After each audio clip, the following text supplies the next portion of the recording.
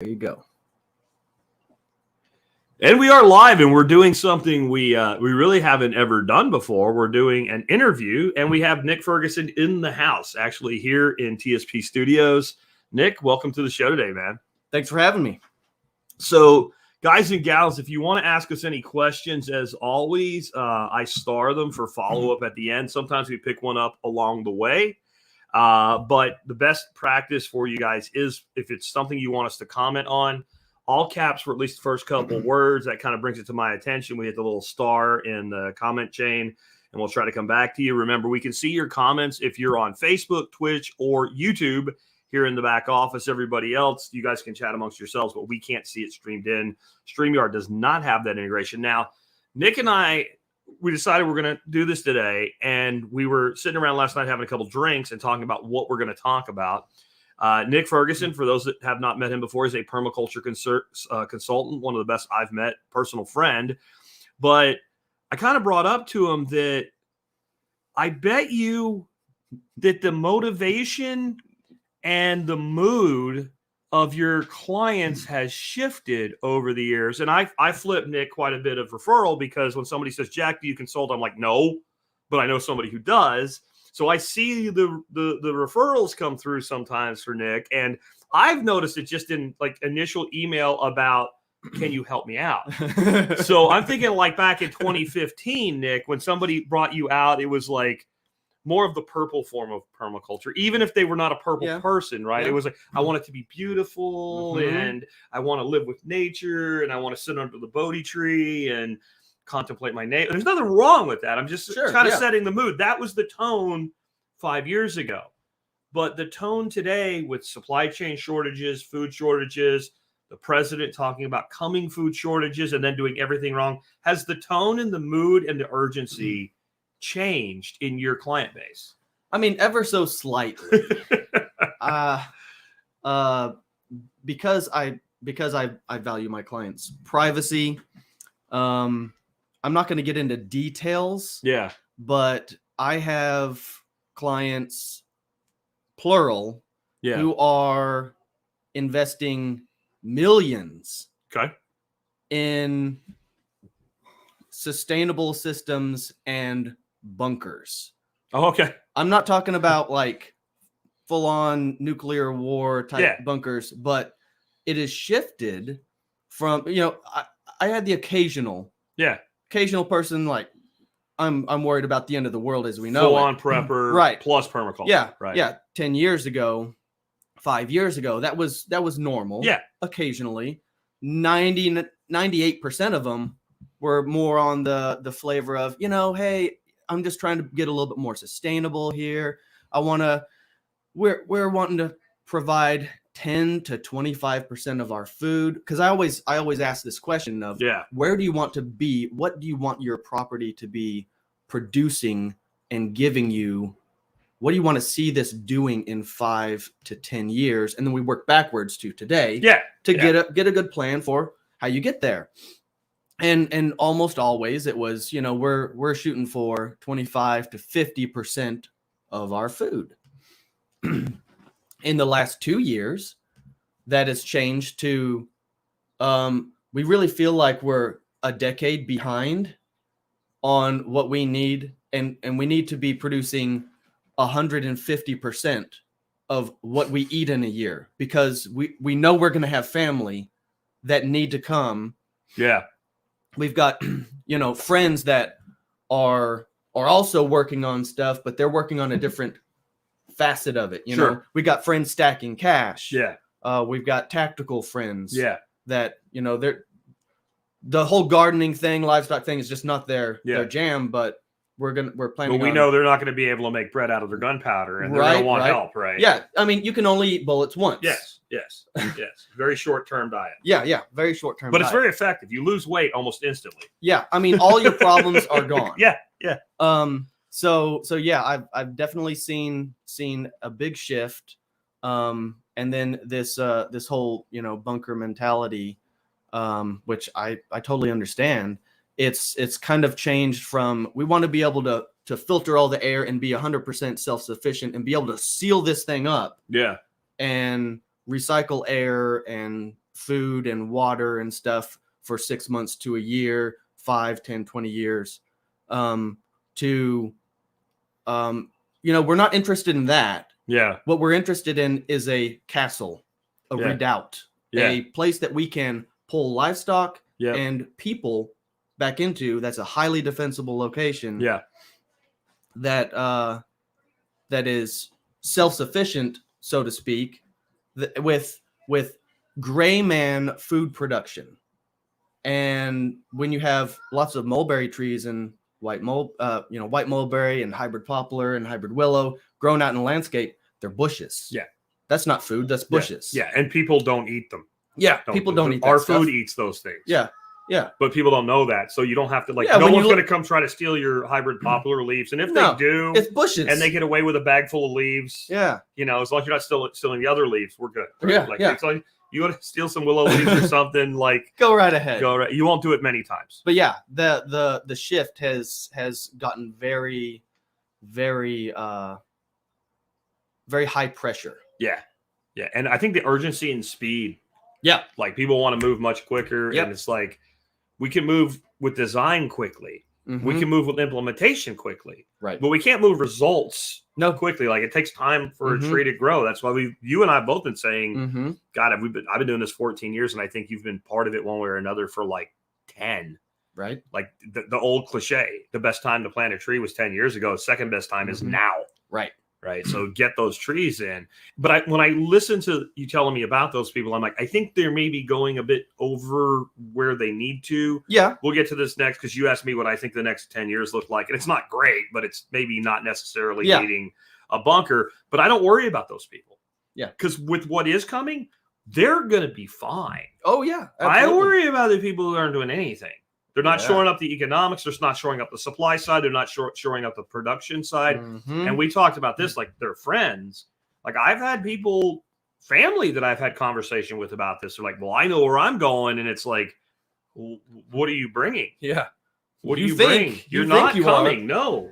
Like my kids and my grandkids. Yeah, that's about it. Like everybody else, like there's a price to get in the door. But from a permaculture standpoint, if you build systems, then, maybe select people get in if they bring something, but they can also earn by the sweat of the brow, right? Because now I've systematized it. And once I systematize something, I can take anybody that I would let in, right? You have to be intellectually high enough to be let in the first place that I could walk you through something and you are now able to be a productive member of society within our little micro society. And I think that's a big reason to get this stuff in place too. Right. Because I don't want to turn them away. No. But I will. But if I have some way that they can earn their living, so to say, then maybe I can, let one particular person in that I told already is not getting in. But I told him that so that maybe he would do something. And this guy's a cop. Right. You would think that there'd be a little more finger on the pulse of society. Because that's what we're talking about is the mood. Yeah. And that's kind of what I titled the show is the mood of society, the mood of the population. This mood is decidedly shifted. Oh, yeah. In the prepper community, it's decidedly shifted, let alone the larger of humanity. There's a lot of urgency I'm seeing. I'm getting almost daily requests for consulting now. Okay. Which is crazy. There's not a week that goes by that I don't get a couple. Okay. And some days I'm getting multiple requests. So, I'm trying to get to everybody, but there's tons of free content out there. Yeah. There's how many episodes is this? 3,000? 2,000? 3,088 today, something like that. Yeah. 3,080 something. There's thousands of TSP episodes. Yeah. I've got 50 episodes of my podcast that I did years ago. Yeah. There's a lot of good content out there. I'm telling people, if you don't have good preparedness stuff going forward, go out and buy some dang rice and beans and put them in Mylar bags and just store them away. My wife and I, we just bought. Keep you alive. Yeah. Is it good food? No. No, but it'll keep you alive. But you'll but you won't die. Well, and you won't make stupid decisions because you won't panic. Right. Because like what I noticed, and I was totally expecting it, but it happened even quicker than I thought. When the whole COVID's bullshit pandemic started, the first thing that disappeared from the shelves was anything long-term storable. And the things that people think of, like beans and rice and stuff like that. And I was sitting there and I'm looking at these shelves wiped out of like, the 15 bean soup and the 1 pound bags of beans and shit. And I'm going, most of these people that bought this, they've never cooked a dry bean in their life. They don't even know how, like, I can just see them going home and boiling it for 10 minutes and then trying to eat it. It's like a pebble and wondering what's wrong with it. I had tons of people reach out to me. All the grain is gone. Like they wanted to store, and all of a sudden now it's important to store wheat or barley or something like that. And I'd be like, what do you mean it's gone? And they're like, well, like Honeyville, like all the places that preppers normally buy stuff like that. And I'm like, it's gone. Do you know there's these things called feed stores? And they have wheat and barley and rye and all that stuff. And you can go down there buy a 50-pound bag. And they're like, but that's not for human consumption. It's like it's wheat. It's barley. It's rye. It's people buy it as seed to grow it for you to eat it. Right. And then the one guy got like like he was going to grow it as fodder and he got like rolled oats. Roll. I was like, that's not going to grow, dude. But so it was like the feed stores. And then the other place I was telling people, like, you could totally buy all the grain you want was homebrew stores. The homebrew stores had all the barley, all the wheat, all the grains you wanted. A little bit expensive, but you could get it. But like that's what we were down to in a couple weeks of something that wasn't even real. Now they made it real. Just fear. They made it real by destroying the economy. But in the end, the whole COVID thing was so immensely overblown. Oh my gosh. Right. And like that's why I didn't think it would get as bad as it did, because I was like, pandemic was my thing. Whenever I would do an interview with like mainstream media or whatever, then they're like, well, what do you think the biggest threat to society is? And I'm like, well, other than us, to ourselves, like an event type scenario was always pandemic. And I'm like, if you get a pandemic with like 6% lethality, you're going to have like 25% hospitalization, and we're screwed. Oh yeah. We're screwed. So when this hit, I just looked at the numbers and went, it's a bit of a bump in the road. But then it was like this psychotic desire to destroy humanity with it. And that's the only way I can describe it. People think I'm over the top with it, but come on, guys. Like, no, that's not how that works,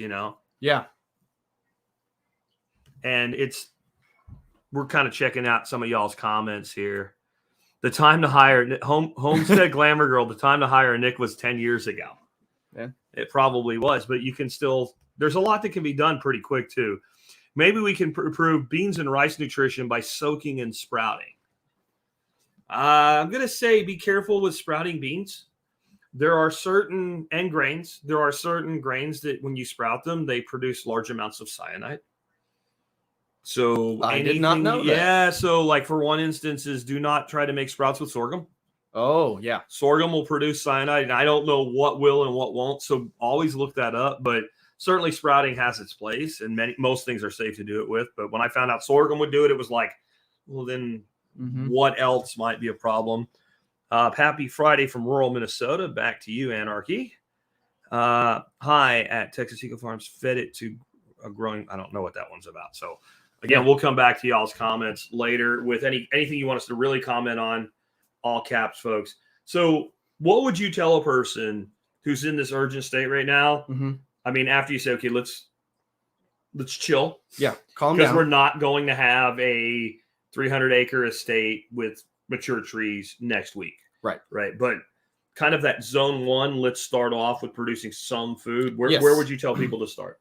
So this is what I always tell people. Just take a breath. Everything's going to be fine. Start with a small garden. I know you're worried that next year is going to be horrible. But start right now with a small garden. Don't bite off more than you can chew. Try and find some mulch. I've done even if nothing happens and you get the ground prepared and and you're ready for fall gardening or ready for next spring because you spent this summer getting your garden plot prepped, mulched, remineralized, get some fertility on it, sheet mulched, solarized. You cover crop it and you chop it down and solarize it, and you cover crop it, chop it down, solarize it. You could do that several cycles this summer. That would do a tremendous amount. And then you're set up perfectly for next spring to garden and start with some simple things. Potatoes, sweet potatoes. Those are big time calorie crops. If, let's just say, if the stink hits the fan and you really need it, you can live off of potatoes and sweet potatoes. So down here in the South, like sweet potatoes are easy button. Oh yeah. Like you can grow the hell out of sweet potatoes. You can eat the greens, and they're super easy to grow. They're super easy to make more of. The sweet potatoes, I'm not even worried about planting sweet potatoes until the end of May. I'm not planting my sweet potatoes until the end of May, and they'll be finished. So June, July, but they'll be finished producing by the end of July. They take about 2 months because the sweet potatoes go on heat units to produce. Everyone thinks that it's growing days. It's not. It's heat units. They produce according to the amount of heat you get, and they'll produce quicker. So start with a small garden. If you can't, start with, 1,000 square foot garden. Start with 16 square feet. A 4x8 little spot, a 10x12 little spot. Start with something that will make you feel empowered. That'll settle you down, and you'll be able to think clearer. And then get some, like you always talk about, Jack, copy canning.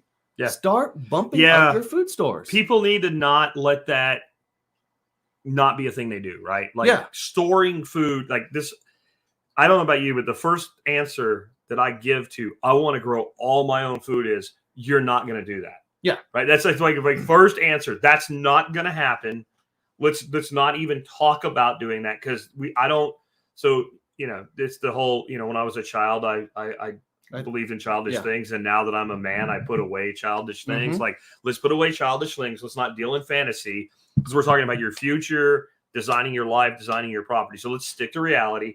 You're not going to produce all your own food. And then people are like, well, some people do it. Like, do you drink coffee? Yeah. Well, you live in Tennessee. You're not going to grow coffee. So we've already determined one thing you're not going to grow. Do you like citrus? Yes. Well, you live in Tennessee. And I don't care what you saw Seth Holster do. Right. And by the way, he grew one lemon tree. Right. He does not have a lemon orchard or a lemon grove. Like, he has one lemon tree. It's a publicity stunt. It's cool. So we already know you're not going to do that. So let's think about storage as well. And I'm all about storing the high quality food I eat every day. But I'm also with you on few buckets of beans, few buckets of rice, few buckets of dry corn, things like that. It's a good insurance policy. And you know what you do with it? If it gets bad, but it's not really super bad, and those people that think they're coming show up, there you go. They don't get to stay, but they get to go home with a gallon of rice, beans, and corn. There you go. And here you go. And, that's all you're going to get. And then that means they're only coming back if they really have to, because nobody really wants that. But it's easier to feed your friends than to shoot them, right? And I don't want to shoot them. So, store food for yourself, store food for others. I think the other thing that I've always been big on, get into some form of livestock.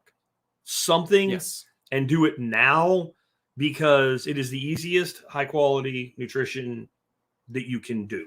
Yes. Right. And we have many different animals. We were out feeding my little geese today. They eat grass. You can't eat grass. They can. They convert it into wonderful protein and fat and delicious. Eggs, right? The Muscovy ducks as well. They eat grass. You can't eat grass. Cows eat grass. Goats eat grass. Sheep eat grass. You can't live on it. They can. And then your fodder trees, right? So then we could use the fodder trees to supplement that diet. I grow a lot of aquatic plants for my ducks. I grow them water hyacinth that has protein higher than freaking soybean does, right? So now you can grow things. Like, the easiest things we can grow are not things that we personally get to eat, but other things eat them. So growing your food is often easier than growing your food. Oh yeah. Right. And so to me, like, yeah, if it gets worse this year, and I kind of feel like it will, and we'll get to where I think it's going in a minute. But I don't think it's like 2022 is going to be a bad year and then 2023 is going to be a better year. I think it's like 2022 is going to be a poor year. Yeah. And 2023 is going to be a bad year. Yeah. So if you're going to, like, in 2023 decide, well, I'm going to start raising chickens, and if you can get them, because they're hard to get this year, and you get these little BB things, Yep. right? You're at 6 months out. 22, 24 weeks Mm-hmm. before you get your first egg. And then you have to hatch a chicken if you're going to eat a chicken. Then you're out like another 16 weeks before you're eating that, if it's an heirloom, you know, homegrown chicken.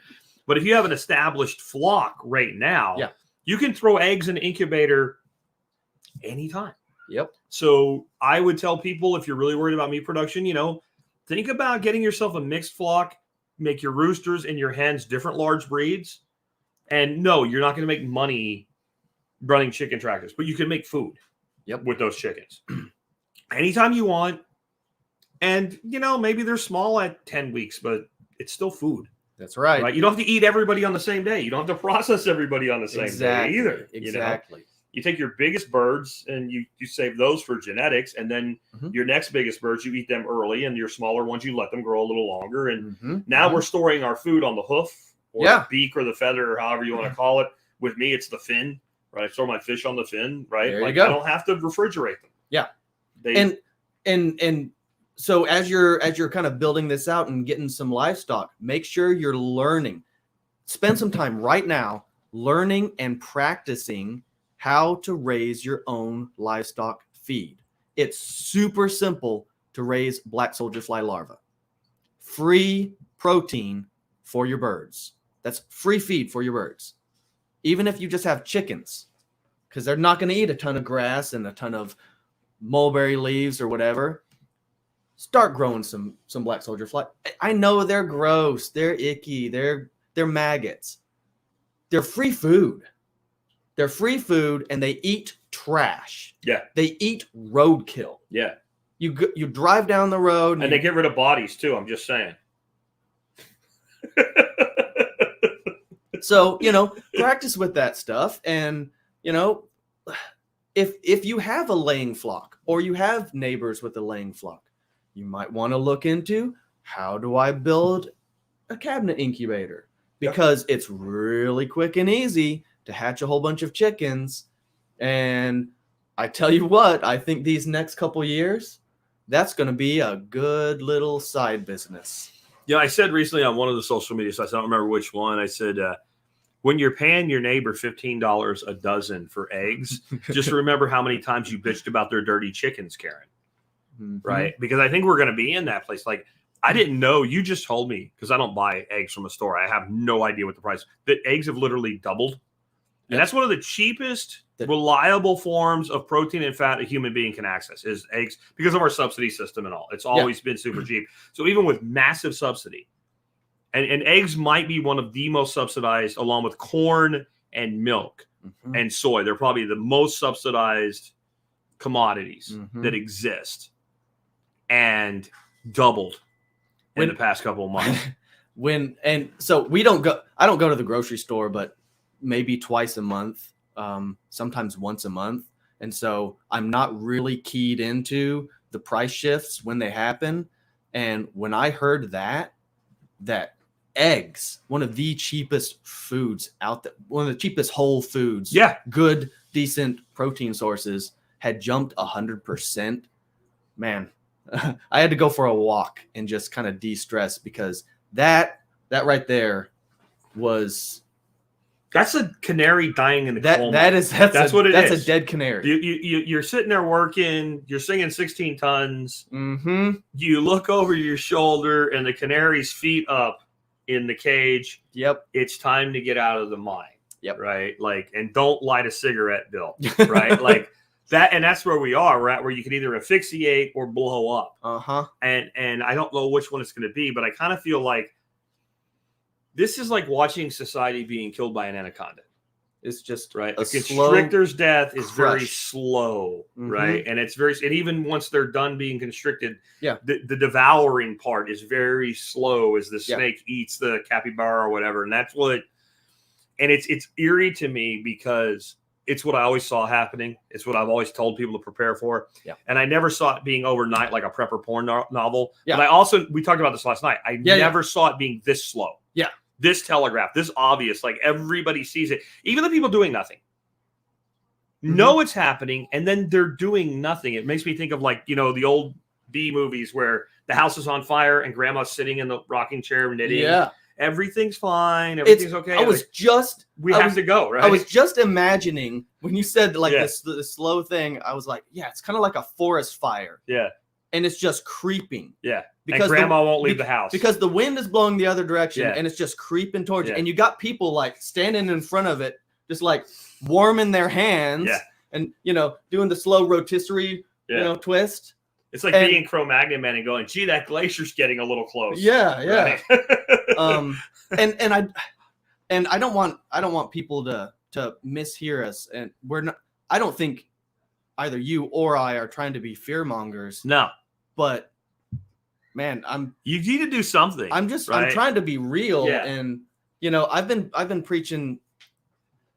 You've heard me on the podcast. Whenever someone calls in with a question on fodder trees or whatever, I tell you guys every single time, just about, I don't care if you buy from me. I sell out just like that every year. I don't care if you buy from me. Yeah. Go find these. You're not trees. selling now because you're sold out. Right. You don't have any. Yeah. Right. Yeah. But what I'm saying is, do a little bit of work to learn how to identify what a cottonwood is. Yeah. That I guarantee there are willows, yeah, cottonwoods, and mulberry. Yeah. Somewhere in your region. Yeah. Right now. Yeah. This is not the best time to propagate stuff. Right now, you go cut off branches from willow trees anywhere. Yeah. Anywhere in the USA and stick them in water, let them start rooting, and then transfer them to a little pot with some potting mix in the full shade, because these are baby plants with little tiny baby roots. Take care of them, and you can get good quality protein growing. You can feed rabbits almost exclusively off of willow leaves and willow twigs. Completely agree. And they are easy to propagate. And there's a giant mulberry tree right out this window that they can't see. And I don't know where. I think a duck took a dump.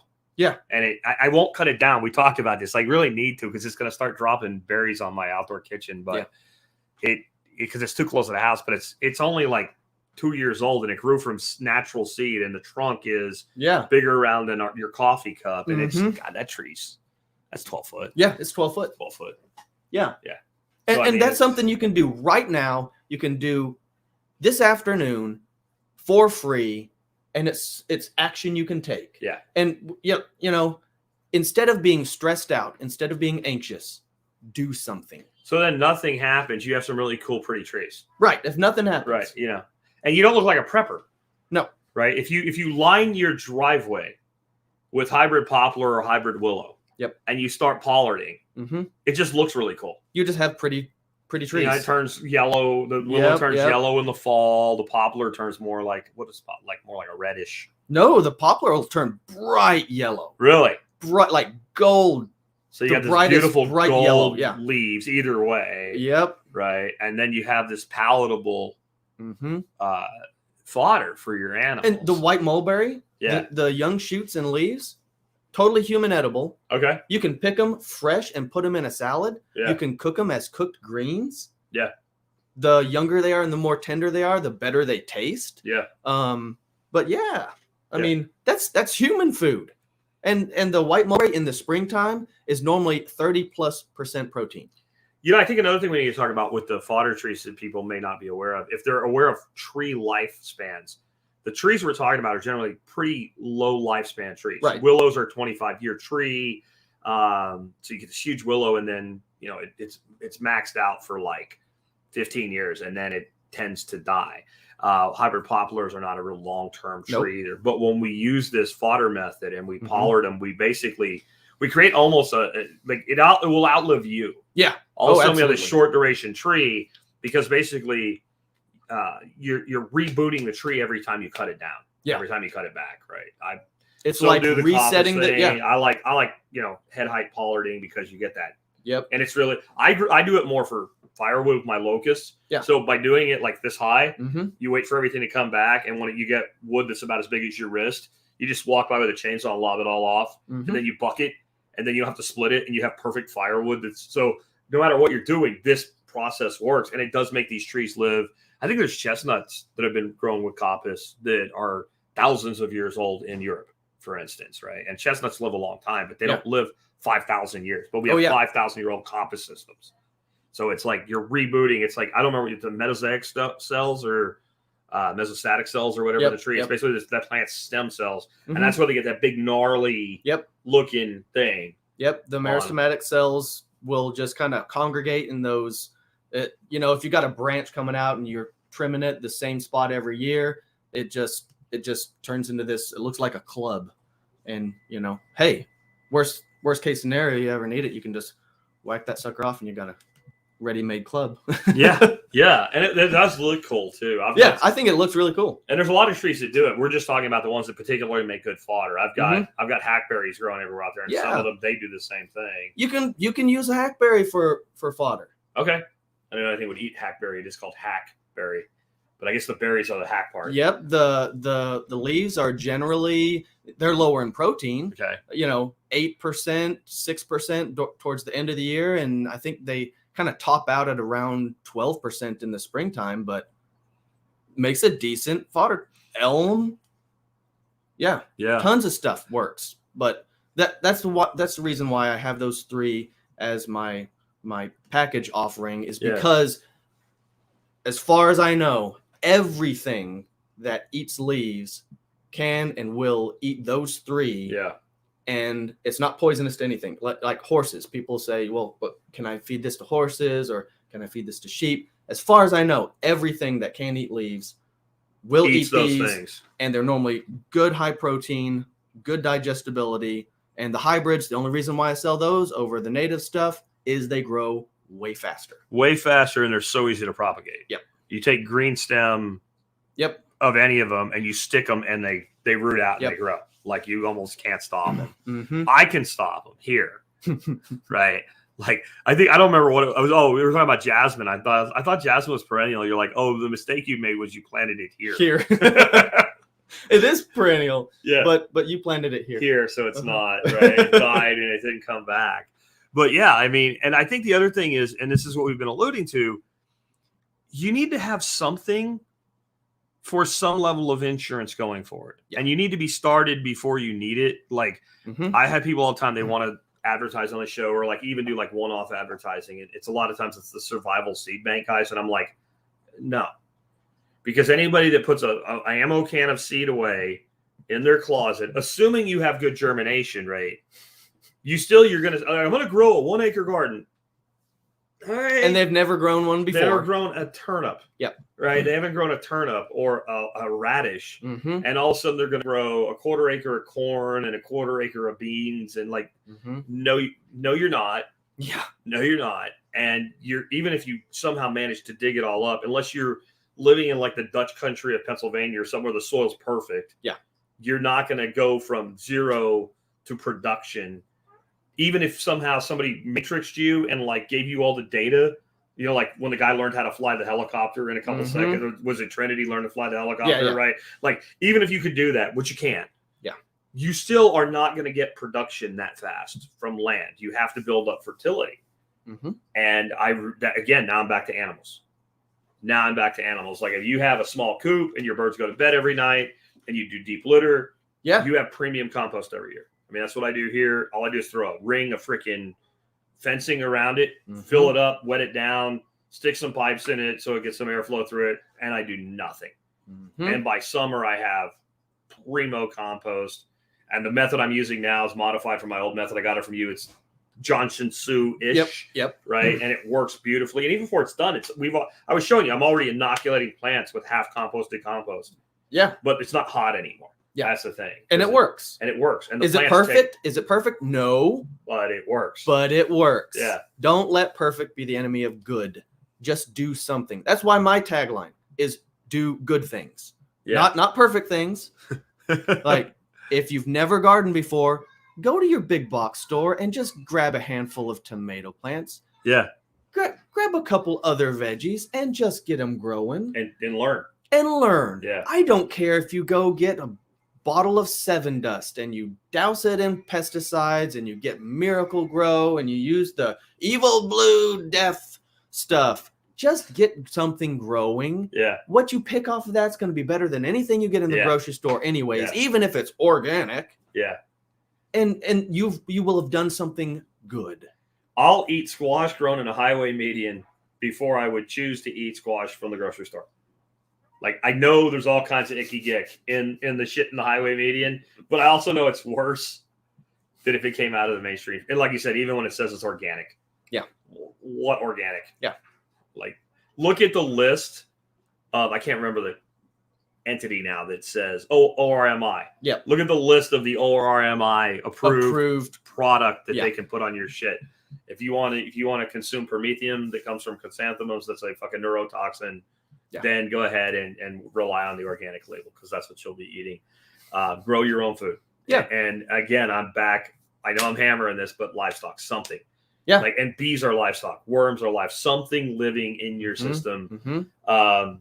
And learn. The other thing I would tell people: learn to make compost tea. We were talking about that today. Right.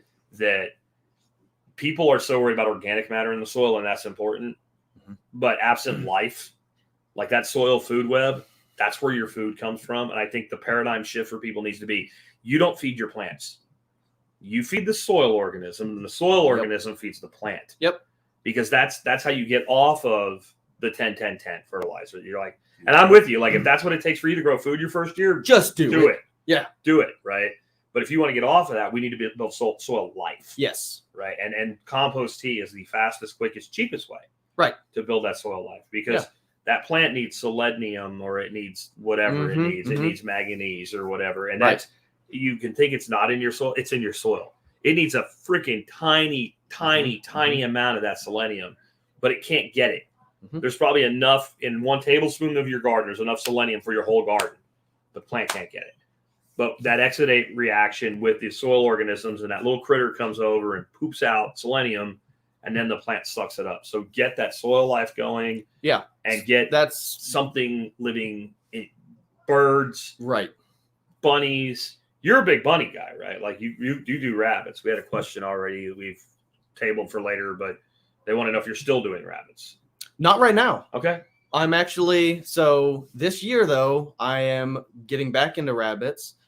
In the past, probably 5 years ago, I was gone so much, consulting so much, that I wasn't able to make the livestock profitable because I was gone. Yeah. And all I was doing was just leaving a great big chore burden on my wife and kids. And, you know, it's not a good thing when you come home or you get a text message from your 8-month-old pregnant wife. Yeah. 8-month pregnant wife. Yeah. And she's chasing a cow that got out. Yeah. That's not a good thing. So we downsized on all of our livestock years ago, but I'm adding stuff back in right now. Yeah. We're getting chickens here in probably about 3 weeks. I'm starting with a small layer flock that's about 3 years old. Okay. They're still laying. Yeah. And we're adding Delawares as a good dual purpose bird. Yeah. I'll probably get a Rhode Island rooster, so that I'll be able to hatch. Make your own F1s. I'll be able to make my own red sex-linked chicks. Okay. And then so later this fall into winter, I'll be able to start. Probably next winter, I'll be able to start incubating and brooding out chicks, and then separating them out. And then next spring, when people are panicking, I'll have a crap ton of red sex-link birds ready to sell. Which is what they're looking for. They want that high production red, basically. Yep. And you know what you got, and then you can just eat. Mm-hmm. You can just eat all of your roosters. That's exactly right. Unless somebody wants a rooster. Mm-hmm. Op3MD just hit us with a $9.99 super chat. Thanks, man. I really appreciate that. I always try to acknowledge that when those come through. Thanks a lot on that one. Yeah, I think that you're hitting on something we need to drive home, and I talk about all the time, but we need to drive home with this. It's not just about producing for yourself, it's about producing for others. Yeah. But that doesn't mean you're giving everything away. And I think there's a lot of small enterprise opportunity here. I was shocked when we got rid of chickens and we went to 100% duck operation with just a couple chickens here and there. I sold off all my laying chickens. I was selling 2-year-old laying hens for $25. And I was like, I should have no trouble selling a 16-week-old laying hen for $25. So if I raise a chicken to 16 weeks and it's big enough to eat, and I do all the work to kill that chicken, pluck that chicken, and make it a beautiful chicken, I will probably get $20 for it. Okay. If I leave the chicken alive, and somebody comes and picks the chicken up alive, and I do no other work, I'll get $25 for the chicken. So I'm going to increase my revenue by 25% and decrease your labor by 100%. And I think that there is something in that. And people say, well, should I raise them to 16 weeks? Should I raise them to 12 weeks? And I said, what you should do is you should hatch them, and then you should start taking care of them so they don't die. And then their inventory that goes up in price every week that you take care of them. So I would sell 2-week-old chicks for the same price I'd sell a day-old chick. I mean, I really haven't done much. They don't eat much. 3 weeks, price goes up. 4 weeks, price goes up. Every week that bird has less feed debt when you take it from me, price goes up. And I'd say about $25 is what you're going to get right now for a laying bird, whether it's already laying or 8 weeks away from laying. So once you hit about 16 weeks, that's your price. Then get rid of it. Right. If you're not going to keep it, get rid of it. But I don't think you'll have any problems getting rid of them. And sourcing birds this year is harder than it's ever been. It's going to be worse next year. And now they're playing their stupid shit with bird flu. And they're killing birds everywhere, and they're making it harder for people to ship. And man, anybody I've seen on Craigslist selling birds locally, because I just track it just to see what's going on, within a day, they'll update their posting. Gone. Sold out. I bought 10 girl Muscovies and 2 Drakes this spring, and the guy says he sells them as fast as the birds can make them. And he's selling living Drake Muscovies, for the males, for those listening and maybe didn't catch the Drake thing, $35 to $40 a bird. Gosh. Alive. And he's selling them to Laotians, because this neighborhood is like an older neighborhood. He has a big Laotian population.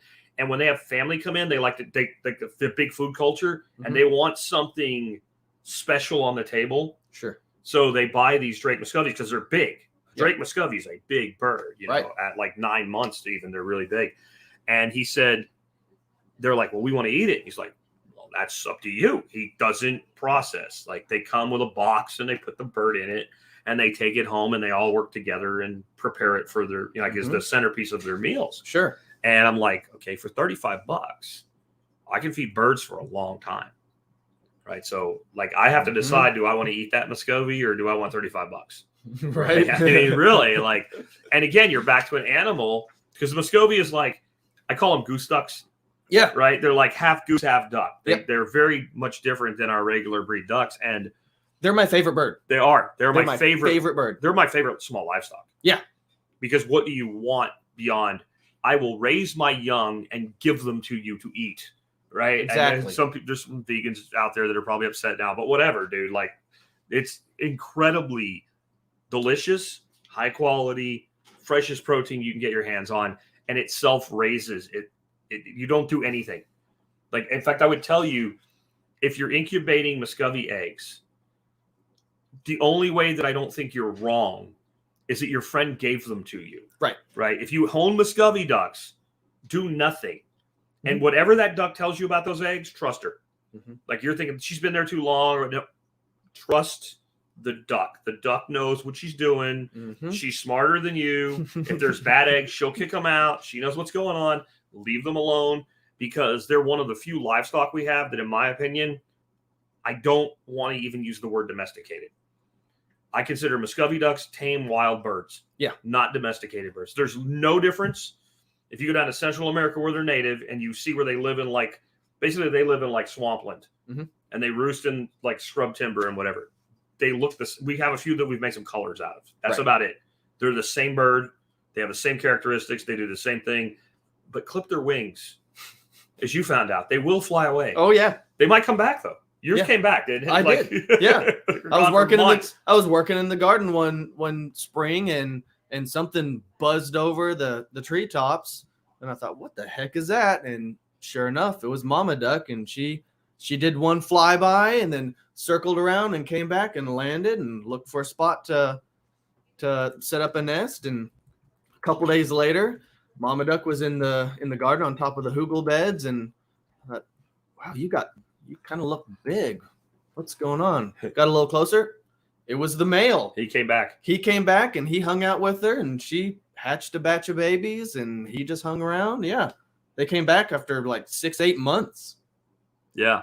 Yeah. I can't overemphasize, I guess, enough how important I think having some level of protein and fat production is. Fat and eggs. Yep. And if you don't want to kill, then eggs. Right. Just understand that when your birds get older, you have expensive pets and you're going to have to bring in young ones. Right. Mm-hmm. But right. The egg is really a complete food source, and chickens, quail, et cetera. And then before we go on to what I think we're heading into, quail, I think, is another overlooked production system. I mean, yeah, you do have to feed them, and you're going to have to source your feed, but you can put away a lot of feed really cheap when you're talking about quail. Like It's not expensive to feed them.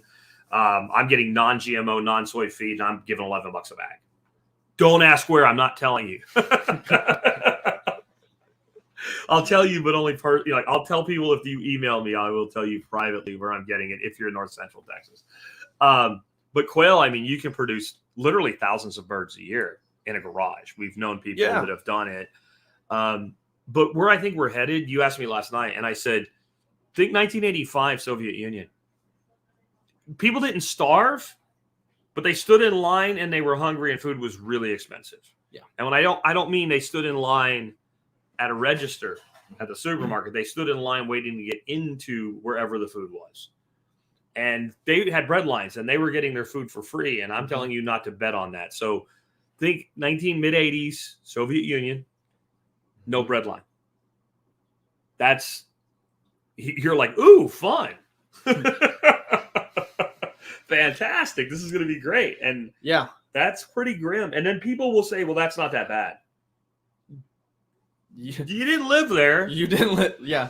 So, and I also want people to think about what that means. So 1984, 1985 was kind of peak shortage of everything in the Soviet Union.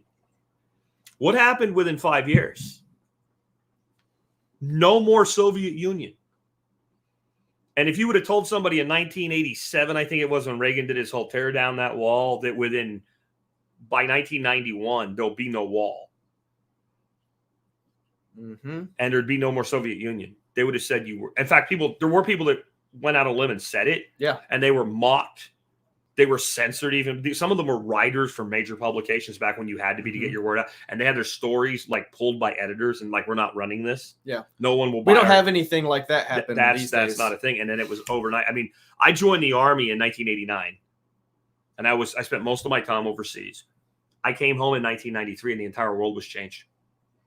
The globe changed. Yeah. And we didn't pay, like when we were in Panama and Honduras, we didn't pay attention to like any of the shit that was going on with y'all back in the world, we used to call it. We had no idea. And I get home and I'm like watching the first Olympics after I got back, and I'm like, the hell does Lithuania have an Olympic team? Like I had no idea. Like that's how radically fast that change was. Mm-hmm. And people keep asking, and I don't have a good answer for this. Why are we doing everything the wrong way? That's like what literally we were talking every about decision our government has made makes the problem worse. Yeah. And this is not political, right? No. I'm not saying like, okay, Biden's an idiot. I think he is. But like, it's not Joe Biden. No. He's president, sure. He's got handlers. All presidents do. But I mean, at every single level, every single decision, in my opinion, the federal government's made in the last 2 years, well, last 3 years now. But this acute situation we're in now. So that's about a year of this really getting bad. Every decision's bad. Every decision makes it worse. Every decision's wrong. Mm-hmm. We're going to have food shortages. I know. Let's export more of our food. This is literally every other country's done the opposite. They've limited or banned exports of food until they store up their national reserves. We're like, it's our duty to feed the world. And it's like, that's the person that when the masks drop on the airplane, tries to put everybody else's mask on before they put their own mask on. Not just their kids, like their neighbors, the guy across the aisle. They're getting up, walking around. Like, you need your mask on. Like, dude, you need to put your mask on before your eyes roll in the back of your head and you pass out. And die. And that's what our country's doing. Yeah. Like, we're worried about everybody else, which we've always had an issue with, I think.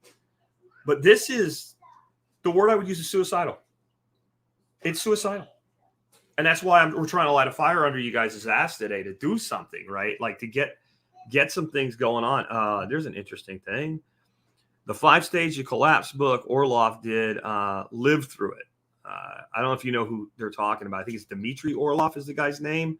But he was a guy that experienced Russia's collapse, Soviet Union's collapse. Mm-hmm. And he's the guy that's been saying for years, it's going to happen here in the United States. You have this regional breakup. And I think we are facing right now, we're looking at the beginnings of the fourth turning. Yeah, I agree.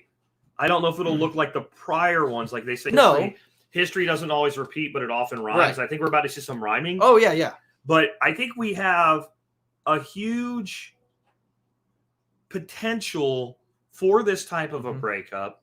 And if you think about it, it's always been the right would be the one to secede. Well, like the left is actually in charge of everything right now. Yeah. And they're still losing their mind. Yeah. They have the Senate, they have the House, they have the presidency.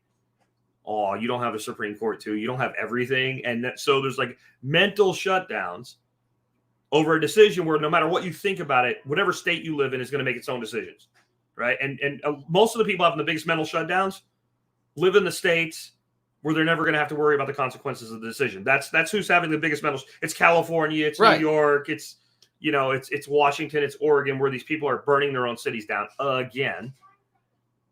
And so the potential for fractionalization of this country into like regional city states, I guess you call it, like is higher, in my opinion, than it was during the time leading up to the Civil War.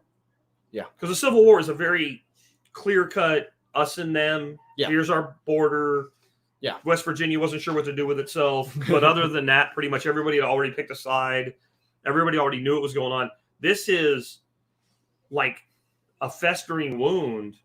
And even to get a state that's very, very right-leaning, very, very red state like Texas, you're still looking at 40% of people that are very, very left. Yeah. Then you get a state like California that's very, very a blue state, but still 40% of your people are very, very right. Sure. So that is messy. Then you got complete destruction of the economy. Right. At the retail level, I guess you'd call it, like the consumer level.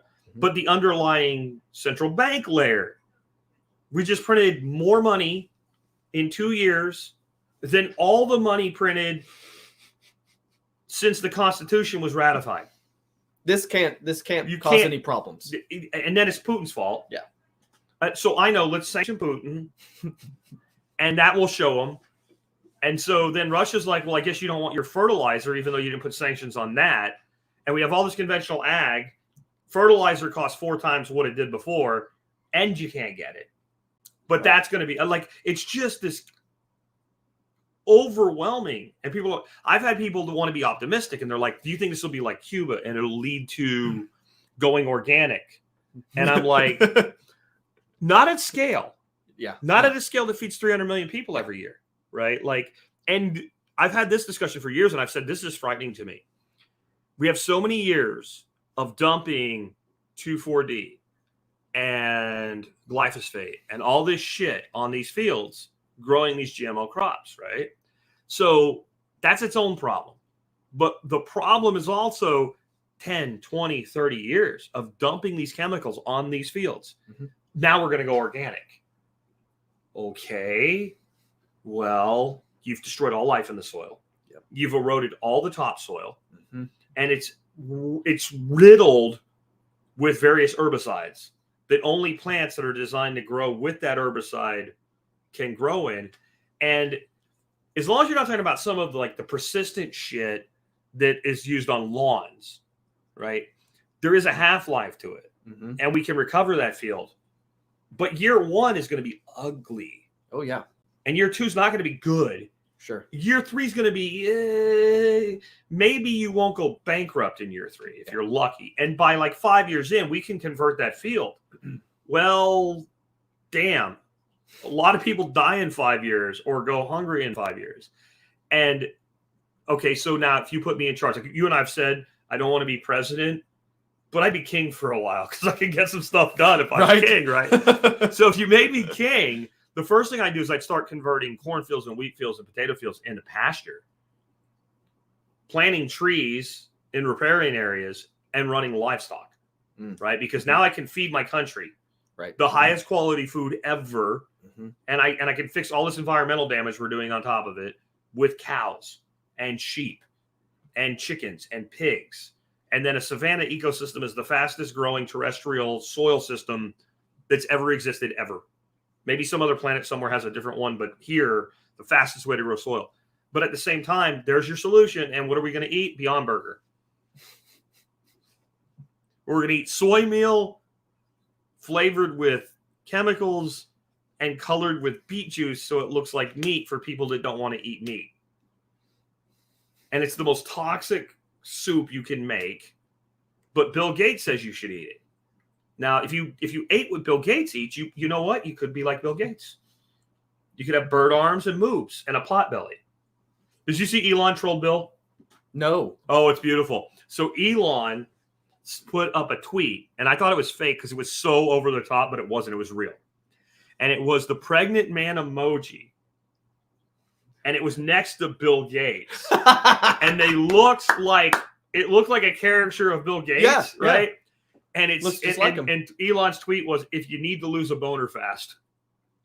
But that's the food they want you to eat. Yeah. Like, well, why do you have moves? I don't know. Maybe because you're consuming massive amounts of soy. Yep. And they say the soy boy thing's not real. We know them. It's real. Oh, yeah. We've seen it. Oh, yeah. It's a thing. And Bill has, wow, I mean, he was never exactly like an attractive man. He was kind of geeky. You know what? You expected that from a guy that does software for a living. But now he's got pointed. And this is the future they want for you.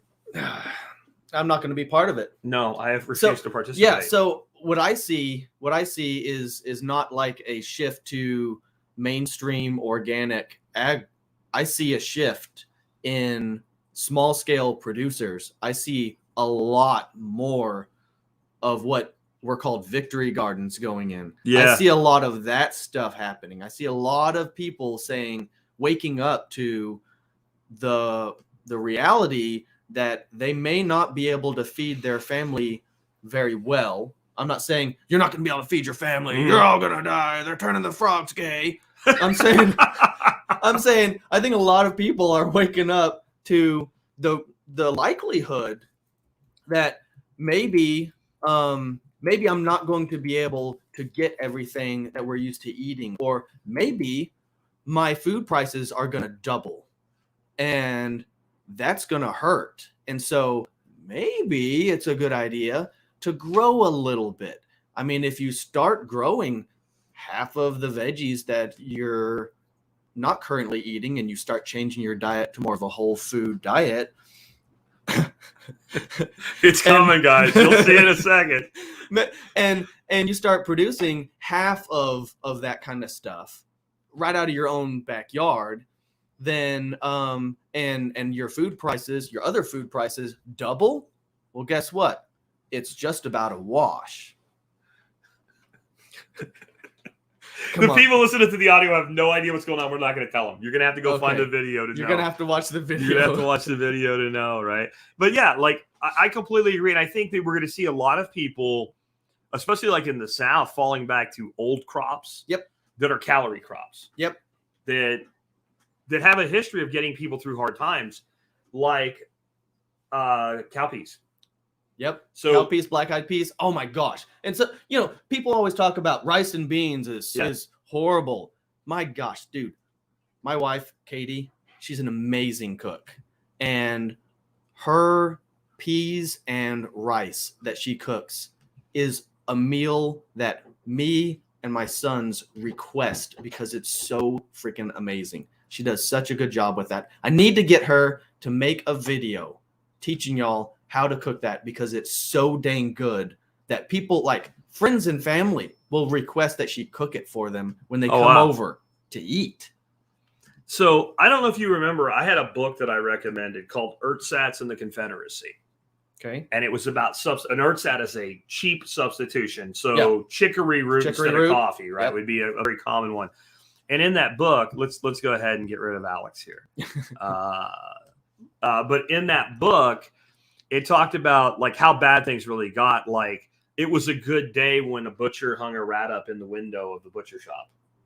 Like that's how bad it got. But it also talks about how people survived even when like the whole scorch the South happened, when like Sherman's March and they burned, because they didn't just burn buildings, they burned fields. Yeah. Right. Because like if you cut off the enemy's food source, the enemy will surrender. Like we know that from warfare. And so one of the crops that survived was cowpea. And the reason it survived is the Northern troops didn't recognize it as food. They didn't know what it was. So it looked like, well, that's a field that wasn't planted this year. Yeah, it just went There's fallow. no crop in that field. Like they must not have been able to plant it because it's just full of weeds. The war's going on, and like burning a field takes effort. So if there's no gain in burning a field, you skip that one. So there were tons of fields with crops like cowpea.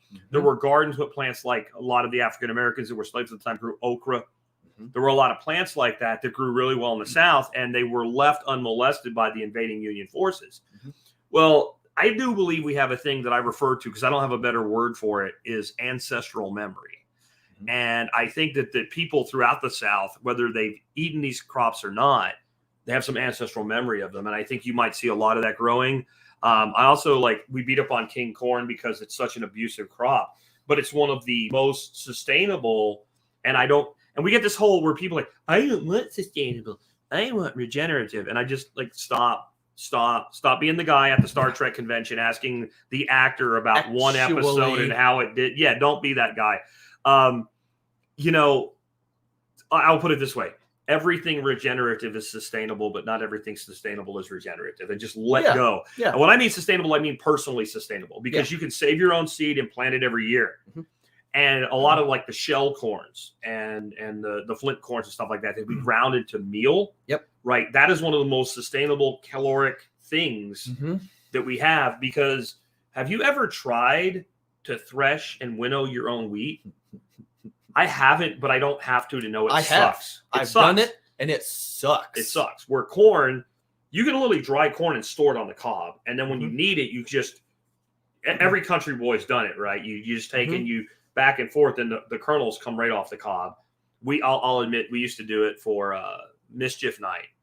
For Halloween, we'd go get 20 or 30 cobs of corn and a bucket, and we'd run around in a pickup truck with buddies, and anybody with a tin roof house, you throw it up on the roof. I just found some old early 1900s data on calories per acre comparing different crops. And back in the early 1900s, they were getting over, I think it was 3.8 million calories per acre of corn. Wow. Now, to compare that to, I think the peas, like the southern peas, Crowder peas, black-eyed peas, cowpeas, whatever, I think those were about 1.2, if I remember correctly. I'd have to refer back to it. But that's a big delta. Yeah. And sweet potatoes was even lower than that. Yeah. Corn was top. Yeah. Corn was top in digestible protein. Yeah. And just straight up calories per acre. It was the number one. Now, I'll say we learned something from Native Americans, though. If you're going to make corn a base of your diet and you're growing your own flint corns and stuff like that, you need to learn about nixtamalization, because everybody's had the corn experience the day after eating the corn. And if the corn comes out looking like it went in, it probably didn't give you much nutrition. Yeah. And it's nixtamal that makes all that nutrition in the corn available to human beings. And so we don't need to explain that on air, but I'm just going to say, if you're going to have that as part of your long-term plan, learn about how to do that. It's not hard. There's a bazillion YouTube videos on it. Dale's Quail, thank you for the $20 super chat. And Dale says, value for value, comfrey, purslane, mulberry, eggs, wildflower seeds will maintain a flock of quail. There you go. And they also like black oil sunflower. I'll just say that. You can Mhm. buy a lot for a little and grow a bunch of it as Yep. well. Let's take some questions now. I'm just going to real quick. Packrat says, this is why I like your 24 bulletproof plants sow in the wild practically, and it doesn't look like food, hard to take away if they don't know it's there. And I agree. Like, I think we do need more hidden crops, right? But let's pull some of these starred guys up and see what we got here. Hopefully we'll remember what they're talking about. Hey, Nick, thanks for the bamboo info. What about bending over and burying live cane to propagate? I don't think bamboo works that way. Yes, it does. Oh, it does? Yes, I've done it. Okay. So you can basically layer bamboo. Right. So what I've done is I've dug underneath the root ball. Okay. And I've excavated a little hole, and I've taken the whole root ball, laid it sideways, and then drill the holes in the sections in between. Okay.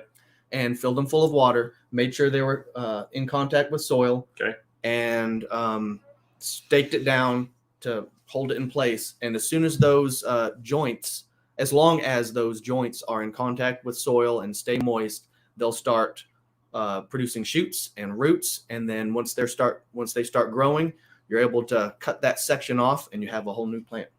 Cool. And everyone, he makes some of the most awesome produce. Check out his talking about Instagram. Texas Eco Farms here on YouTube is the handle. Yeah, go check out his Instagram. Amazing work. You know what that makes me think of, though? We've talked about this before. Living fences and using things like Osage orange. Mm-hmm. And it's a great idea, but it takes time and effort and maintenance to get that shrub fence made up. But like, I think it was Franklin or Jefferson said it would be hog tight. Hog tight. Keeps a hog in. Yeah. Right. So we're actually moving into a place where I think people might realize that they have more time than money. Mm-hmm. And a lot of things like these hedgerows, mm-hmm. whether it's hazelnut and it's edible or it's Osage orange, like these hedgerows in Germany, in Holland, and et cetera, held up tanks during World War II. Mm-hmm. Like they eventually got through and whatever, but they actually had to like burn hedgerows to get tanks of the day across fields. Like, so that tells you something about what a hedgerow can do. And so I think you might find that a person who would have in the past just said, screw it, I'll just buy fencing, will realize, oh, look, I just drove down the road and I saw a bunch of these big green balls. That must be an Osage orange tree. You throw 20 or 30 of those balls into some 5-gallon buckets full of water. Yep. They fall apart. You pull the seeds out of them. Mm-hmm. You plant one every couple feet along where you want a fence. Well, they come up and they make a whip. Yep. You bend them over like you were talking about, and then they grow verticals from what would have been branches. And in a few years, you have a fence you don't want to go through. A thick fence. It's the and there's thorns on that. Yeah. And I think we might see. I'm talking about that, but like last night we were talking about daub and wattle. Mm-hmm. Like I think a lot of these, like if you watch Tales from the Green Valley and Wartime Farm and stuff like that, tech. Like we're going to start using a lot more of this, and not because everything went away. Mm-hmm. Like, I think that's what everybody always thought. Like, I can't think of the guy. James Howard Kunstler's books, like Too Much Magic and all, like this post-apocalyptic collapse of technology. Yeah. I don't think technology has to go away for people to stop using it. It has to outpace your ability to afford it. Right. Right. So some technologies are deflationary. Mm-hmm. Like if it's a soft product, it's deflationary. If it's an electronic product, it's deflationary with economy of scale. Even in bad times. Right now, you can go buy a 70-inch TV at Costco for less than you could buy a 50-inch TV 5 years ago. Mm-hmm. Last year almost, right? Like that's still on a downward scale. But when the technology also involves a hard product, a commodity that has to go with it to make it work, and we're not talking about a silicon chip, we're talking about poles for a fence. Right. Or we're talking about harvesting equipment, or we're talking about things like this. Or boards. Like, yes, boards, plywood. Yeah. Right. All of a sudden, we don't think of that as technology, but it is technology. It is. Right. Pipe is technology. Mm-hmm. Right. And if you go back and try to move water 2,000 years ago, you end up with the giant aqueduct system that the Romans put in. You realize how valuable a freaking pipe is. And even a couple hundred years ago, we didn't have pipe like we think of it. Yeah. Right. So like pipe is a technology. Mm-hmm. But all of a sudden, when PVC is not stupid cheap, and there used to be books like how to make 100 things with PVC because it was so cheap. Right. Right. All of a sudden, it's not so cheap anymore. Mm-hmm. 1/2 inch is expensive, but go buy some 2-inch. and then start buying the fittings. So all of a sudden people are starting to look at, how do I move water without pipe? Mm-hmm. Right. I think there's going to be a lot more of this, of bringing back older techniques. Like I said, daub and wattle. Yep. You got mud, you got animal poop, you got straw, you've got twigs, you got a wall. Right. You've got coppiced, hybrid poplar, and hybrid willow. Yeah. And all of a sudden, now, yep, I can't afford the lumber, but I can take these sticks and jab them in the ground and cover them in some grass and clay mixture and make walls that are rodent proof. Yeah. And now I can make a chicken coop. Yeah. Right? Yeah. For just your labor. Yeah. Yeah. Or like you're buying a bandsaw, sawmill, Mm-hmm. a bandsaw sawmill, so you can mill your own lumber. Well, yep. That was always something that people talked about, and some people did, but it was like, it was right on the edge of being profitable. Now it's almost immediately profitable. If I build one shed, pay for it. It's paid for itself. Yeah, that's something we got to say about too. Like, I think people need more and more to start thinking, how do I add this thing and pay for it? Yes. Right. Not necessarily go into business full time with it. Like using Nicole and many of the people in our community that have done the freeze dryers as an example, they buy the freeze dryer. Mm-hmm. They buy giant bags of Skittles and candy corn. They make freeze dried Skittles, which are like, if you're a sugar addict, they're like crack. They put them in little bags and they sell them. Mm-hmm. They actually don't enjoy doing it, right? Because you're occupying your freeze dryer. You have to package all this crap up. But in 6 months, they've paid for a $3,000 freeze dryer. Yep. It's now a free freeze dryer. And then, the beauty of that is it leaves open the opportunity, because there's only so many people doing this at any given time. Because most people that do it, as soon as that thing's paid for, I'm doing it anymore. They might do a batch for their neighbors once in a while. Right. And whoa, you're talking about, selling something valuable to sugar addicts in a crash, right? You want some freeze-dried Skittles, right? A little bag, and be like dealing dope at that point, right? Yeah. But like, how can you do that? Like, with my aquatic systems, I'll sell a couple big goldfish every year. That pays for all the food for the whole year, right? Like, it's thinking outside the box. What can you do? Like with that sawmill, like you said, I build one coop, it's paid for. But you milled your neighbor's trees for him, and it paid for it. Now it's paid for itself again. Right. And now it really paid for itself because now there's a cash inflow. So now you can go build another building on your property. You can pay for your nails. And think about all these people buying chickens. Yeah. Yeah, that's what I'm saying. Like, they need chicken coops. Chicken coops. You can mill lumber. You can make chicken coop. I can make a handful of little chicken coops that are trailerable that I can actually put in the bed of my pickup truck and just slide off with a couple boards. And see, and boom. 5 years ago, I would say, well, I can, without leaving my house, I can make a phone call to Lowe's. And within a few days, a guy will show up with a truck and put up an 8x8 tough shed for under $1,000. So I don't need that. Right. Because I would have a much bigger, better chicken coop. An 8x8 is a good size little coop. Yep. Right. Well, now that same building is like $2,000. And that big one, the people can't see it, but that big one out there, like, we paid $2,600 for that installed. I think it's a 12 by 16. The Love Shack? Yeah, the Love Shack that you stay in with your wife, right? It's a 12 by 16 with a loft. Yeah. And we paid under $3,000 installed a few years ago for it. I don't even want to know. It's probably like 10 grand now. Yeah, I'm not exaggerating. Crap, right?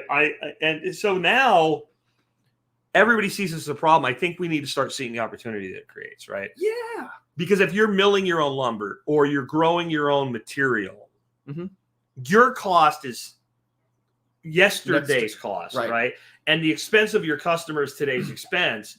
And you can come in the middle of that and be twice as profitable as you would have been before and get more business than you could probably handle. I don't want to build every daub and wattle wall. I don't want to build any daub and wattle walls. No. Right?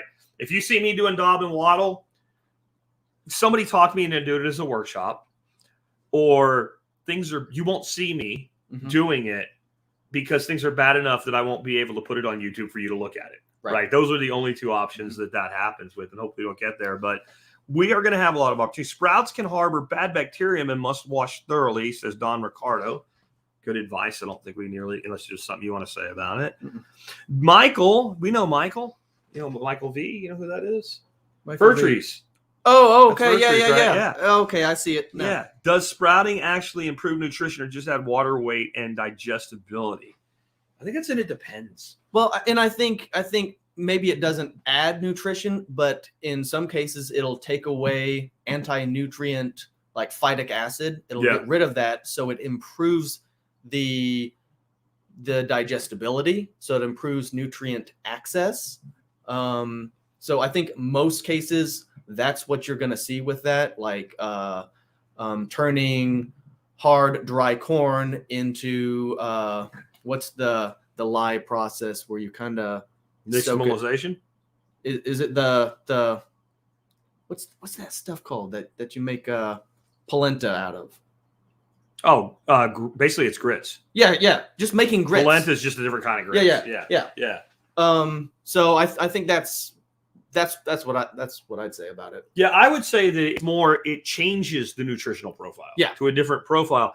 And in some instances, it actually would improve it depending on what you're looking for. So for instance, most of your seeds, they're going to have the most fat as a percentage of their caloric intake when they're still a seed. Mm-hmm. But if you take something like black oil sunflower and you grow black oil sunflower to a microgreen stage, it actually increases the amount of fat that you're consuming if you back out the liquid weight. Oh, okay. So if you were to dry it and eat it, it would actually have more fat per ounce.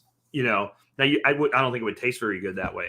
And then I think we got to get creative too, like using things like I've been getting great tips from the audience on things that I've always seen as a waste product. So I always grow out my green onions, and eventually they go nuts. Yeah, and they get big as a leek, and then they taste like crap and all. He's like, just take those, cut them, throw them in the dehydrator, and make onion powder out of them. Like I never thought of that, but it works really good. Awesome. And it's actually a really unique onion powder. It's because it's a green onion. It's got that green onion bite. It's really cool. So like, I think we're going to see more people getting inventive. And Mike again says sumac is Tennessee citrus. Yep. So somebody else asked, and I don't know if we have it starred, but is there any use for sumac? Yeah, it's vitamin C. Yeah, and it makes basically pink lemonade. Yep. Make sure you're using staghorn and not poison sumac. Of course, your staghorn and your smooth sumacs are pink. Your poison's white. Right. So if you mess that up, I don't know what I got to say, I don't think I've ever even seen poison sumac. I have. It exists. It sucks. It exists. I'm sure it does, but I've touched it and it sucks. Oh, I'm sure it does. But I'll tell you the other good use for sumac, since it is a citrus. You dry the berries and you use it as a seasoning. And one of the things it's really good on is fish. So fish is fantastic. And then we call them carrot fries. So you cut your carrots into matchsticks. Yep. And you sprinkle them with sumac and salt and pepper, and you throw them in the oven on like the convection roast. And it's freaking delicious. So cool. Middle Eastern sumac has a very long history of being used in a seasoning, and we don't do it here in the United States. And I've tasted the imported product and our product, and I actually think ours is better. I think ours has more of that lemony zest thing going on. Yeah, there might be a business in exporting it back over to where they appreciate it, right? Thoughts on best long-term freezer fillers for keto? What's really wrong with and also what's really wrong with freezer burn? Tastes like shit. You can eat freezer burn food. That's not going to kill you. It just doesn't taste good. I mean, my freezers are full of beef. So if I'm going to be the example of say what you do and do what you say, I fill my freezer with cow and pig and chicken. Yep. But especially cow. Like I think I'm a equal opportunity carnivore, but when I look at purely from a nutrient density standpoint, I think ruminants are the thing. So lamb, beef, those are your two big ruminants, I guess. Goats. Goats. Are goats a ruminant? Yeah. Okay. Lamb and beef would be my two top, because I like lamb better than goat. Yeah. And I had a question earlier about, I think it was an email, and I just said, don't do it. They were asking about a cheap vacuum sealer. And don't cheap out on that. Always be frugal, never be cheap. Yeah. And there's certain things that you be less frugal with, and kitchen equipment, unless it's like something simple, If it's something that's mechanical and has moving parts, don't be too frugal even with it. And I'm going to be investing this year. One of my upgrades is I'm going from the Cabela's commercial vac sealer that has to use the vacuum seal bags. They have to be special bags. And they have the little channels so the air can come out. And all the problems go with it. I'm going to invest in a chamber vacuum. And I think that's, some people call them cryovacs. That's the way to go. And what makes them, I never really understood why. Why do they not, why can you take something wet, stick it in there, and not have it get in the seal like it does with a vac sealer? It's because it vacuums the entire space. Right. So the bag stays, it looks like it's still open. So basically the thing holds the bag open. It sucks the entire chamber of all air. So there's no place for any of the liquid to flow. Then it seals. And then when you open the vacuum, the bag just collapses on the food. I'm getting one of those because any decent plastic bag that can be sealed will work with it, and supply chain issues. And so if you don't want freezer burn, properly store your meat and you won't have freezer burn. And I've eaten, that can seal it. I've eaten meat that's in the freezer for 2 years, and it's, as long as it stays frozen, it's fine. Okay, what do we got here? From Don Ricardo, where can we find the best quail books and resources to start? I've never read a book on quail in my life. I haven't either. No idea. I don't know. No idea. I would go to one of the TSP groups on like MeWe or something and ask somebody that's already doing it to tell you what to do. But when I kept quail, it didn't require a lot of knowledge. I would just get quail. Get quail, get good quail caging, start raising quail, and perfect a hatching process and a brooding process. I will say there were little things I learned, like I had some prolapse as my birds started laying, and it's because they weren't getting enough grit. So then I had to find the fine oyster shell for grit for them because they didn't have access to the ground because they were in a stack. Sure. So there are some little things, but it wasn't hard. And what I would do, you got to get quail before you have quail. So you're going to buy quail. They don't ship real well. Don't let that scare you. Some people do ship them, but they don't. Almost anywhere in the United States, there's somebody on Craigslist or Facebook Local or whatever selling quail. So when you buy your quail, say, can I look at how you raise your quail?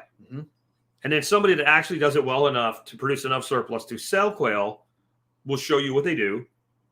Go do that. Don't try and reinvent the wheel. Yeah. Just do what they're doing. And then once you're successful with it, then you can do things different and change it up how you want to do it. Then you can build a quail tractor or anything. Just do it the way they're. So we've been raising these Cortnix quail, these Japanese quail, since like 2,100 years. They've been raising these birds. They literally are designed to be raised. Like whatever they started with is not what we have. It's been bred to be this, and it's really easy. The other thing I learned is if you have, like, you're doing rack systems and you want breeding, so you have, let's say, 6 birds to a cage. Is the cage big enough for 6 birds? 1 male. One male, because the girls they'll accept one.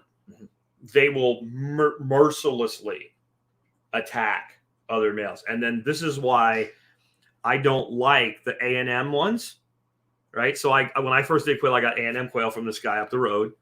And after I had them for a while, I was like, which ones are my roots? Which ones are my males? So I called the guy up and he goes, do you drink beer? I'm like, that's an odd question. And he's like, so get a beer, sit in front of your cage, and wait till they crow. And as soon as they crow, grab the one out and put a band on it. And I'm like, the brown ones? He's like, well, they have the breast is different. So I ate all the white quail. And I started running the browns because they weren't really that much bigger anyway. And the ability to just go, dude, chick, was so much easier with that. And I did them aviary, I did them tractored, and I did them rack. I preferred the tractor, and I preferred the aviary from an overall standpoint. The rack was the easiest thing. It was really, and it was easy to automate because you put in a big tank of water, you put in a flow valve. They're good for a week. You make a big hopper feeder. Basically, just take a big piece of 4-inch pipe, put it up the side of the thing, and then put a feeder out of it, and you fill that pipe, and they're good for a week and a half. And we have a mutual friend, Dave, that travels a lot, and he even has birds incubating while he's on the road and comes home, and they're hatching the day he gets home. So I think that there's a lot there with that. But Yeah, just go do it. Like everything we just gave you, that's all the weird shit you'll have to deal with.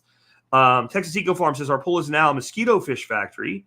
Will chickens eat them if I net them and throw them in their pen? Yes, they will. Yes, they will. I'll put it this way, if a chicken got really big or you got really small, a chicken would eat you. Yeah. There's not much a chicken won't eat. They don't eat squash bugs. Yep. I saw a chicken eat one squash bug one time, and it made a sound that sounded like no, and it ran away. And like all the chickens looked at it, and they all kind of looked at each other and all looked at it, and one was like, I'll try it. It was that one chicken, and like, so they don't eat with squash bugs and they don't eat stink bugs. I don't know anything else they don't eat. They damn sure eat scorpions. They eat scorpions, they eat spiders, They'll eat just about anything they can fit in their mouth. that tastes good. They don't eat onions. Yep. I've never met a chicken that liked an onion or a garlic. Yep. They eat citrus. People say they don't eat citrus. They eat citrus. Mm-hmm. Maybe not lemons, but they definitely like. My wife buys those freaking little cutie oranges for the kids, and half of them never get eaten and they get rotted, and we throw them in compost, and they eat the hell out of those. They eat grapes. They eat everything. They'll definitely eat fish. They also like the little shrimps that I grow too, the neocardanias. Built one from a mini fridge. I think that's talking about an incubator. Incubator, yeah. And a lot of people do that. And you could use a full-size fridge.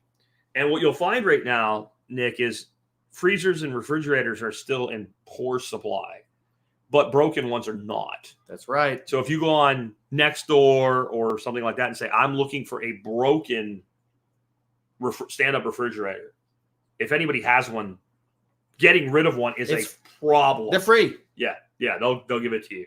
I've seen people, like since we're on improvisation, I've seen people bury them. Yeah. And where you open them like a chest freezer, Yep. even not a chest model, and make mini root cellars out of them. Yep. I've seen that done too. Is Nick still doing rabbits? We already said no, but he might start doing them again. How hard is it to breed rosy red minnows? It's hard enough that you should grow mosquito fish. That's how hard it is. It's not hard, but they need like a cave. You have to give them like cinder blocks work really well for this. Like if they're up against something, so it actually is, they want an opening and they want it to be closed on one side, and the male will go in there and attract females, and then they spawn and they lay eggs, and they have to take care of them, and everything eats them. So you have to put them in an isolated system with no predation. A mosquito fish is a North American guppy. Yep. And it has babies alive. It does live birth, and a female will basically drop a couple, 3 a day, like on an ongoing, continuous basis. And I've never been able to make them not breed. Yeah. The only thing I've ever been told is easy is white cloud minnows, and I've never been able to get them to breed. Yeah. Everybody says you just put them in a tank and they breed. Not me. But mosquito fish, you've been out in my system. They're everywhere. Yeah. They're everywhere. So I would or do guppies. Yeah, you can do guppies, but they're going to die when the water goes to like 65 or something like that. Okay. Yeah. Maybe, I don't know, 50. I know whatever temperatures they say that fish die at, if that temperature is reached over time, it's much lower than what they say. Right. If they reach that temperature quickly. I've had guppies over winter. Really? Yeah. In an aquarium outside in my breezeway. Ice? I don't think I ever got ice. Ice, okay. Yeah, you're a little warmer than me. Yeah. But the mosquito fish don't even care. But you'll see what your mosquito fish population is. Right about now, they start really producing. And by midsummer, any place you have them, like you're like, dude, I think I could walk across that on top of them. And then by like the end of August, there's hardly any left. Mm-hmm. And I think they just die off. And like, I don't know if it's like they draw lots and who gets the black stone gets decimated or whatever. But like the best genetics seem to survive through. And you'll see like one fat female swimming around in there and a couple of little ones. Yep. And then next spring, the whole thing, you think you lost them, and they just explode again. And then you have no mosquitoes. Mm-hmm. So I would do those before I would do rosy reds. And rosy reds, guys, are just fathead minnows. Yeah. They're just fathead minnows that are amelanistic, that have that color. If there's one thing we have around here, it's poplar. Okay. You're probably talking about Liriodendron tulipifera. And they kind of have a 4-lobed leaf structure. That's not the poplar I'm talking about. That's why I don't like common names. Yeah. I'm talking about a populus genus hybrid. So it would be cottonwood. It would be aspens are also Populus genus. I'm trying to think of some more. I can't think of any off the top of my head, but what I'm talking about is it's cottonwood. Yeah. But what I sell is a hybrid cottonwood. So it's hybridized with an aspen or with a black poplar. And that's where we get that hybrid F1 Yeah. vigor, where we get this excessive, fast, rapid growth rate and a very palatable fodder as well. Mm-hmm. Are fodder trees region specific? You know, my favorite answer. It depends. Which tree, which region. And that's another reason why I have those three, is because pretty much anywhere in the lower 48, you can grow all three of those. So no, not region specific. Yeah. Nick, you ever think about writing an ebook on fodder trees? I think Nick needs to write a fodder tree book. Yeah, I'm working on one, but again, I've just been so swamped with consulting. I just don't have time. And I'm, I like this whole podcast episode is about, I'm worried about food security. Yeah. So I am pretty much all of my extra energy is going into making sure my family is secure for the future. But I'm working and I on highly endorse a book on fodder trees, and I think it would do well for you. And everybody a personality should have a thing that's their thing that they're known for, and I think that's good marketing. But in the end, this is not difficult. No. Plant a whole bunch of them in a line and coppice or pollard them, and you'll figure it out. Like, our ancestors all did this. Yeah. And I mentioned some resources earlier. I'll try to remember to add it to the links in the notes. But the BBC stuff I think it's Ruth Ginsburg is her name. Ruth something. And she's done a whole bunch of series. She did Edwardian Farm, Tudor Monastery Farm, Wartime Farm, Victorian Era Farm, like all of those. And then there's things that are like Wartime Kitchen, Victorian Kitchen. It's a different group, but all out of the BBC. Like, that's all free on YouTube. Mm-hmm. It's all worth watching. Honestly, a lot of that shit gets taken down. I should strip it all off YouTube and throw it on Odyssey, because the producers won't set up Odyssey accounts, because the knowledge in those shows is very useful. Yes. For what we're talking about going forward. Yes, because that was before all the magic technology existed. Yep. And this is the thing about the magic technology. You don't have the magic technology. Even if the magic technology doesn't fail, you don't have the budget to go buy a $2 million combine. Right. And you don't have the 40,000 acres that you would need to make it worth buying the $2 million combine. And by the way, John Deere's pushing their customers to move to electric. Okay. Here's the problem. When I have a 40,000 acre farm and an electric combine, and it runs out of power in the middle of the field, you getting power out there. I'm all for electric vehicles and everything, but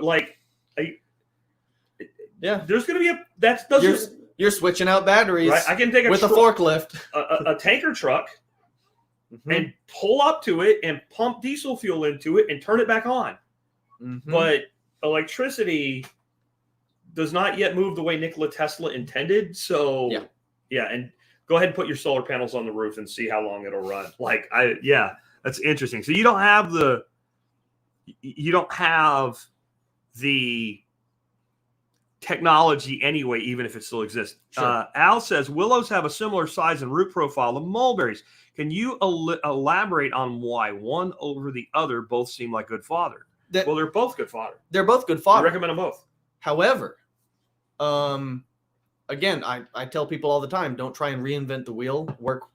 Use what works first, and then figure something out better after that.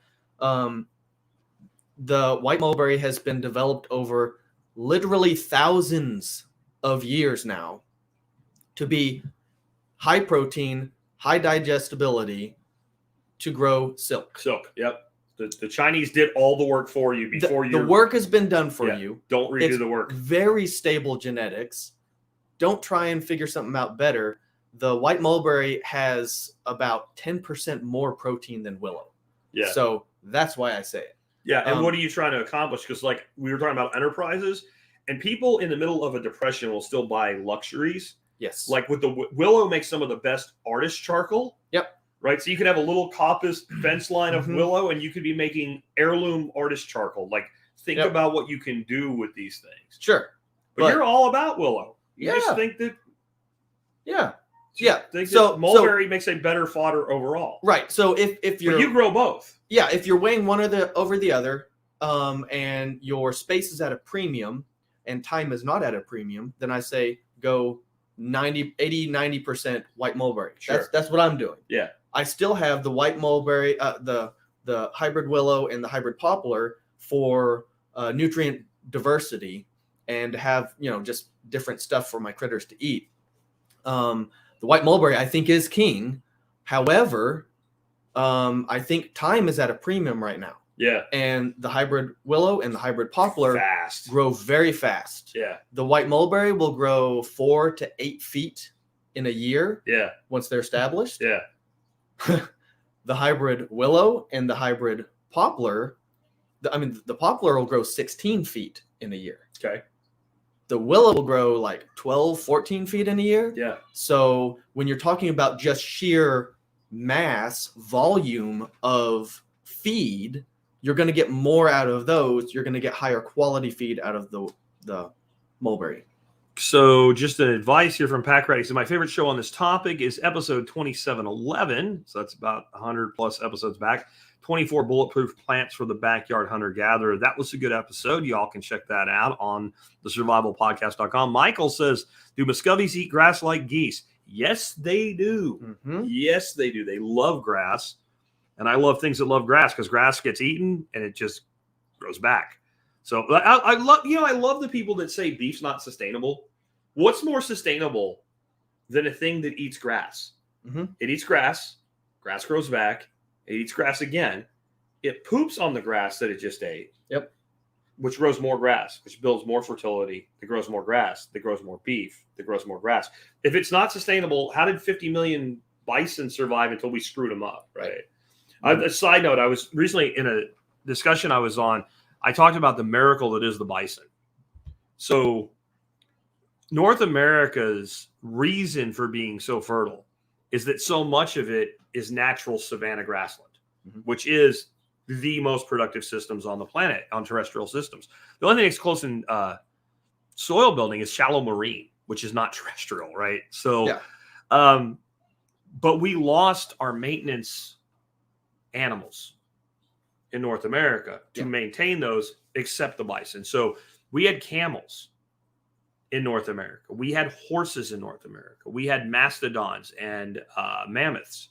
We had sloths mm-hmm. that were bigger than the largest African elephants walking around in North America. Giant. And we had these two massive, they think anyway, asteroidal or comet impacts around the Younger Dryas period that ended the last ice age, which wiped out all our megafauna. Of course, they blame the hunter-gatherer for it. And I laugh at that, Nick, because I think about, have you driven across this country?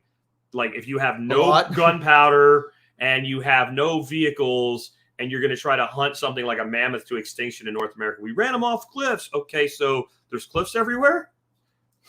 Come on, guys. It's 37 miles away, but we need you to come run off this cliff for us. Like we had that impact, and somehow the bison made it. Mm-hmm. And I don't think this continent would have been what it was had we lost them, because we had the other things that made it were the deer, the elk, the antelope. Well, they're not ruminants. They're browsers, right? So they don't graze through grasslands. And people think we killed off the buffalo, and we did. But the reason we could, about the same time they started killing the buffalo, a little thing called barbed wire was invented. Mm-hmm. And ranchers went out and barbed wired everything to control their cattle.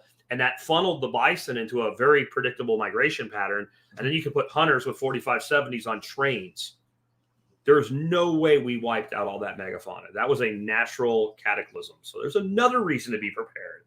But if you want productive systems, you want ruminants in it. Yeah. You really do. We already did the sumac, so we got that. Can we put this up on the screen? I just sent that on Telegram to you. I can. So I'll get you a question and you answer it, and I'll work from there. Al says duck grass damage more from flipper feet smashing duckcrete than consumption, but they eat everything. They ate all the leaves off my pineapple plants. So that's more of a problem than a question. But if you have ducks, in my opinion, being like the duck guy, that are mashing and flattening the ground and making duckcrete with their web feet, you have too many ducks per square foot. Yeah. Like that's a problem you solve by you don't see that problem here. No. Right. And there's 50 ducks here. Yeah. Right. But they're moving around. So let's find you another question. Space Roll says, maybe we should learn how to eat the Roundup Ready resistant weeds. That doesn't really give me time. Coffee replacement. I love my cup in the morning. Nick, come up with some coffee replacements while I get Oh, here. man. I would say, Teas. yeah, tea, coffee replacement. Man, that just makes me sad thinking about it. I mean, you could, again, we can go back to historical examples, and we've got roasted stuff. So we got roasted chicory root, Kentucky coffee tree. Yep. Which I know nothing about, but I've been told that I was wrong when I said it's not a good coffee substitute, that it actually is. Yeah, I've never tried it, so can't attest to how good it would taste. I think if I had to go without coffee, I would probably just replace that with something like a green tea.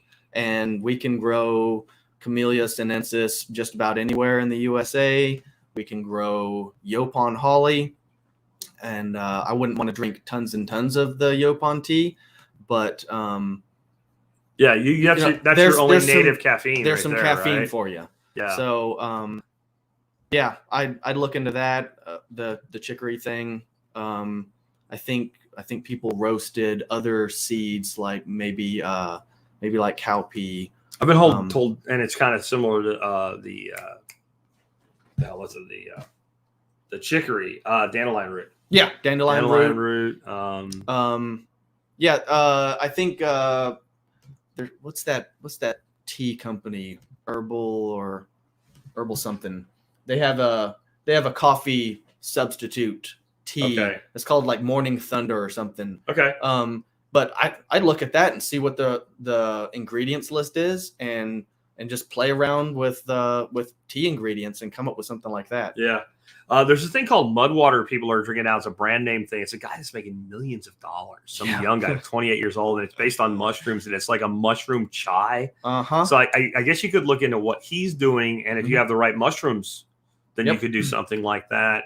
To me, my kind of hot beverage of choice outside of coffee has all been herbal teas. And that's why I have like 10 different varieties of mint, and I have lemon balm, and I have comfrey, and I use sage, and I use all different types. I use, I'll tell you what actually makes a really good tea. You can make a black tea out of it. There's two things. One is goji berries, but not the berries, the leaves themselves. Really? And you can ferment the goji leaf into a black tea. Huh. And you can do the same thing with blackberry leaf.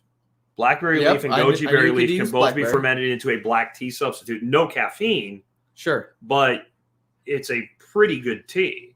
And to me, like, one of the things I think we need to think about is, why do humans drink hot beverages? Right? And with coffee, it was because we found this bean that gave you a buzz, right? Right. But why did we drink hot beverages before we had coffee? Because it made our water safe to drink. Yes, so that we and had then it was flavored. You boiled the water, right?